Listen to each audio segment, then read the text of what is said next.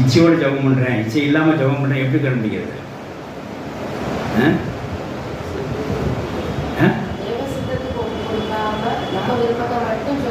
நம்ம விருப்பத்தை சொல்லிக்கிறோம். எப்படின்னா, உங்கள் ஜெபம் எப்படி இருக்கணும்? உங்கள் நீடுக்குள்ளதாக இருந்தால் பரவாயில்ல, தேவையான ஜெபமாக இருந்தால் பரவாயில்ல.